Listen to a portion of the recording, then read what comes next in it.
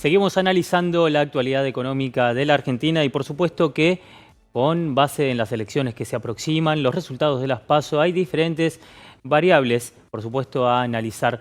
Y para esto tenemos en comunicación a Alberto Ruscoliquier, doctor en Economía. Alberto, buenas tardes.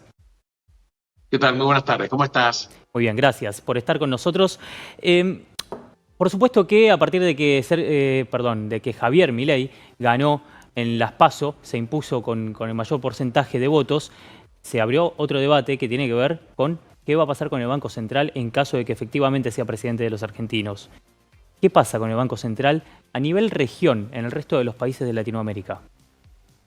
Bueno, muy buena pregunta la tuya. Y en realidad, vos sabés que creo que esta misma semana, el Fondo Monetario Internacional finalmente dio a conocer el informe técnico relacionado con las reservas del Banco Central de la República Argentina, estableciendo, estoy hablando del Fondo Monetario Internacional, informe oficial, Sí. que Argentina tiene reservas negativas de 14.100 millones de dólares.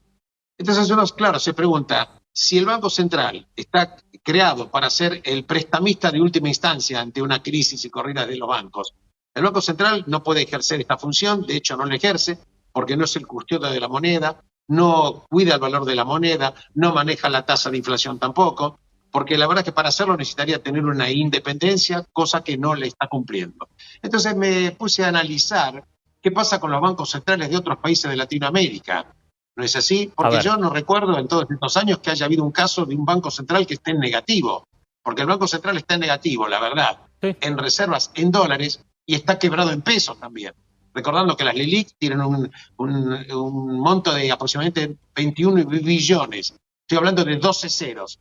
Más o menos 30.000 millones de dólares en pesos respecto de las LELIQ. Entonces, vamos a ver un poquitito la región, cómo estamos con el Banco Central. Por ejemplo, Brasil. Brasil tiene unas reservas de 353.000 millones de dólares. ¿Escuchaste? Sí. 353.000 millones de dólares. Por supuesto tiene un producto mucho más grande, pero mirá la fortaleza de las reservas. México tiene cerca de 200.000 millones de dólares. Otros países mucho más pequeños, Perú, 73.000 millones de dólares. Colombia, 57.000 millones de dólares. Vayamos a Uruguay, nuestro vecino, casi 17.000 millones de dólares. República Dominicana, un país muy pequeño, 14.100 millones de dólares. Paraguay, casi 10.000 millones de dólares. Bolivia, cerca de 7.000 millones de dólares. ¿Esto qué quiere decir?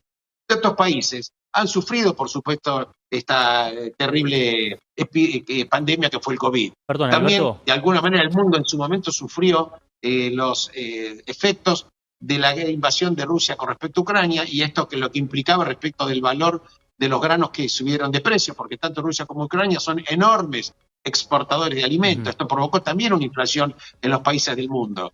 Pero sin embargo, Argentina va a contramano absolutamente de todo. Alberto, y fíjate vos. Perdón. Además de Argentina, ¿quién más tiene las reservas en negativo? No se imagina Venezuela, por ejemplo. ¿Ninguno?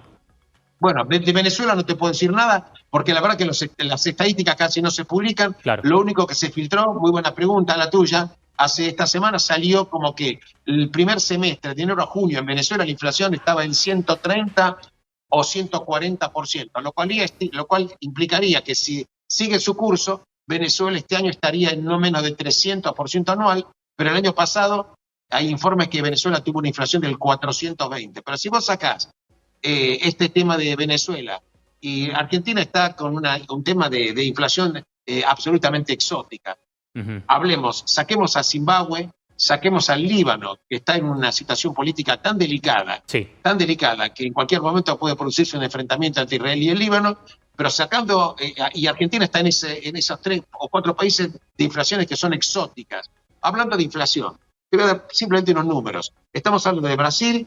La inflación de Brasil está en un 5% aproximadamente, 5% anual. Sí. Hablemos de México, no llega al 5% anual. Hablemos de Perú, 8%. Hablemos de Chile, el año pasado tenía 12%, este año va a cerrar, está en un anualizado del 5%. Hablemos de Uruguay, va a cerrar con 7.5, 7.6 de inflación. Bolivia, 4% anual de inflación.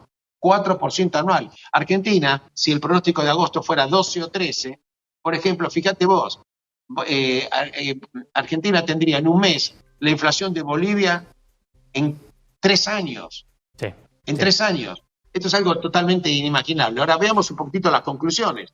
Cuando el Banco Central no es independiente, como en Argentina no lo es, cuando el Banco Central se dedica a ser el prestamista de la tesorería, cuando el Banco Central no cuida el valor de la moneda, obviamente se produce un descalabro de magnitudes inusitadas, inflaciones enormes, reservas que son inexistentes, colocando al país al borde de un colapso económico, a no ser que haya un plan de estabilización, sea quien fuere el próximo gobierno. Se está recurriendo a manotazos de ahogado con esta devaluación después de las PASO, que lo único que hizo fue un ejercicio de mala praxis, porque a nadie se le ocurre en su sano juicio devaluar sin tocar, sin hacer un plan económico. Que te quiero comentar que por supuesto va a haber otra devaluación el día posterior a la primera vuelta del 22 de octubre y en diciembre, sea quien fuere también el partido ganador, seguramente va a haber otro valor del dólar. En pocas palabras, Argentina es la suma de todos los males en materia económica. Y no estoy hablando de ideología, estoy hablando simplemente de una revisión de los datos fríos que están arrojando. Sí, sí, y cuando claro. hay emisión monetaria y cuando hay inflación. Y cuando hay inflación, los perdedores son las personas que viven de un sueldo o tienen ingreso fijo. Y esto es absolutamente, ya está demostrado. La inflación siempre es un fenómeno monetario. La verdad que es algo increíble. Argentina, que supo ser en las primeras décadas del siglo XX un ejemplo, un faro de luz, una maravilla, tenía un producto bruto, uno de los mayores productos brutos del mundo, Sí. tenía un comercio exterior gigantesco. Creo que se hablaba en aquel momento del 5% del comercio mundial, lo representaba la República Argentina.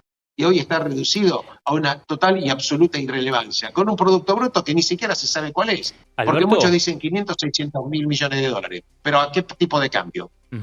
Alberto, ¿se puede tener una economía sin Banco Central? Mirá, se puede todo. Si vos, por ejemplo, decidís... Lo que pasa es lo siguiente.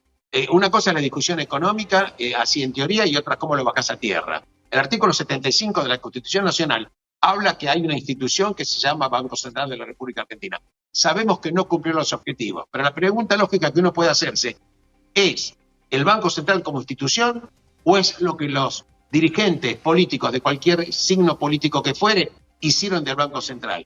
Yo soy de los que creo que si vos querés hablar o llegar en un momento a pensar en una dolarización y eliminar el Banco Central, primero, y esto lo dicen incluso economistas muy, muy liberales, hay que bajar el Producto Bruto 15 puntos. ¿Sabes lo que es bajar el Producto Bruto de 15 puntos? Estás hablando de 75 mil millones de dólares. Fíjate lo que provocó las últimas medidas que hizo Massa después de esta semana de subir el valor del dólar en forma así descabellada. Sí. Fíjate lo que está pasando en los índices de inflación. Ahora, la pregunta es, si esto implica 0,4% del producto, ¿cómo haces para bajar 15 puntos del Producto Bruto? 75 mil millones de dólares. Entonces, primero curemos el enfermo, no emitamos, no gastemos más de lo que nos ingresa y va a llegar otro momento que podríamos llegar a pensar cómo podríamos mejorar en otra instancia posterior. De todas maneras, en la América Latina solamente hay 3 países que han dolarizado, con diferentes resultados. Sí, Ecuador, con diferentes tipos de entre ellos dolarización. Panamá y El Salvador. Sí, también con diferentes estrategias de dolarización. Con diferentes estrategias. Por sabes que los países no pueden ser comparables, no son comparables las actitudes, los manejos, los guarismos macroeconómicos, no podés comparar absolutamente nada. También es cierto que cuando Rafael Correa asumió la presidencia, que él estuvo en la presidencia del 2007 al 2017, encontró un país dolarizado y él no salió de la dolarización, pero como buen populista que fue, subió 60% al gasto público, léase, subió el gasto público en dólares, porque si no, como no hubo nadie que pudo frenar, en vez de endeudarse en la moneda local, que era en otro momento otra moneda, se endeudó directamente en dólares. Hoy Argentina no tiene ni siquiera acceso al crédito internacional, ni en dólares, ni en absolutamente nada. Así es. Alberto, te agradezco por el tiempo y la claridad. Gracias y hasta cualquier momento. Será hasta pronto.